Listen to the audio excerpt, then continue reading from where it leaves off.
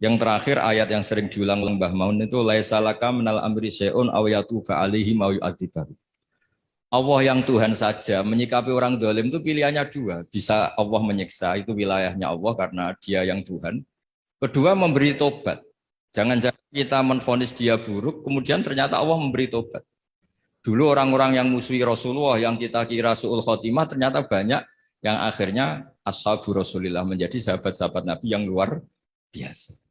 Dulu perang Uhud, Nabi kalah itu karena panglima mereka itu Khalid bin Walid. Tapi akhirnya Khalid bin Walid itu masuk apa? Islam dan menjadi panglima yang luar biasa. Sayyidina Umar dulu musuhi sekali sama Nabi. Dan dia ketemu Nabi itu mau niat bunuh, tapi itu awal dari dia masuk Islam. Dia mau bunuh Nabi, terus ketemu temannya. Kamu kemana? Saya nyari Muhammad. Karena dia merusak agama kita, kata Umar. Tidak usah nyari Muhammad, adik kamu sekarang sudah ikut aliran. Ya, zaman itu disebut ikut agama Muhammad.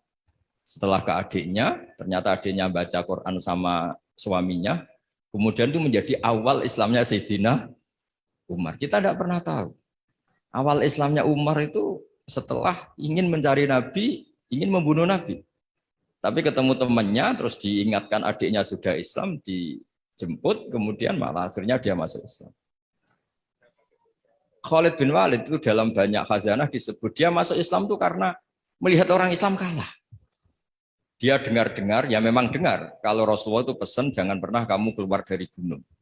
Setelah turun dari gunung, akhirnya orang Islam kalah. Itu Khalid bin Walid, terus dia awalu, kata beliau, pertama yang menjadikan saya Islam itu gara-gara peristiwa itu. Ini orang luar biasa. Sahabatnya saja kalau melanggar aturannya ditegur Allah, diberi sanksi. Apalagi orang lain. Terus dia kepikiran akhirnya masuk Islam.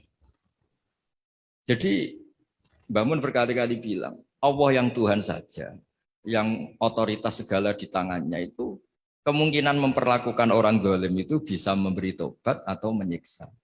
Kenapa semangat kita hanya membayangkan orang zalim itu disiksa, padahal bisa saja Allah memberi tobat.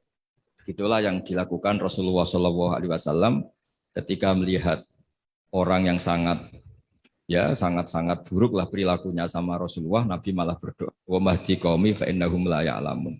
Doakan kaum saya ya Allah karena mereka seperti itu karena tidak tahu. Jadi saya mohon ya merawat untuk kemajuan, merawat kemajuan untuk kemajuan itu ya kira-kira gitulah. Orang kalau hak kemanusiaannya tersampaikan, hak-haknya sebagai warga kesampaian, hak-hak sebagai warga negara juga kesampaian. Insya Allah disuruh atau diminta melaksanakan kewajiban juga mau. Kita tidak perlulah tahu urutannya, diberi haknya dulu baru diwajib-wajibkan apa diwajib-wajibkan dulu baru diberi haknya. Itu nanti kalau debat terus selesai. Yang jelas saya mohon semuanya biasa mendengar. Saya sering ditanya, Gus kok jarang datang di rapat-rapat penting. Saya mesti bilang analogi gini, kalau ada menteri rapat ketahanan pangan, ya bagus. Tapi yang Pak petani-petani tidak usah rapat nanam padi, itu sudah di atas rapat. Tuh. Karena barokahnya nanam padi otomatis ada ketahanan apa? Pangan. Daripada rapat terus tapi nggak pernah nanam padi.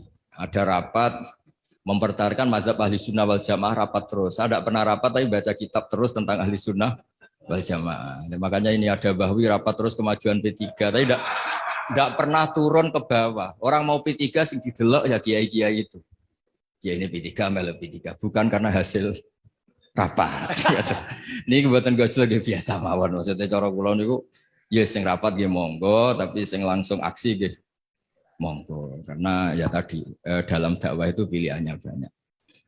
Saya kira demikian ini khazanah yang saya terima ya, saya serap dari ajaran-ajaran Kiai Haji Maimun Zubair. Memang beliau itu sering cerita gimana menghadapi orang-orang yang beda pendapat, beda kultur, supaya kemasmukan ini terjaga secara baik.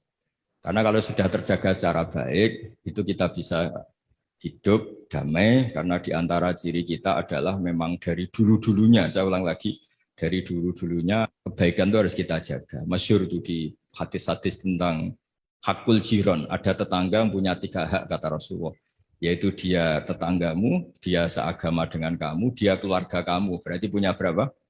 3 hak. Ada yang punya 2 hak saja. dia seagama dengan kamu, dia tetanggamu, tapi dia tidak sedarah sekeluarga dengan kamu.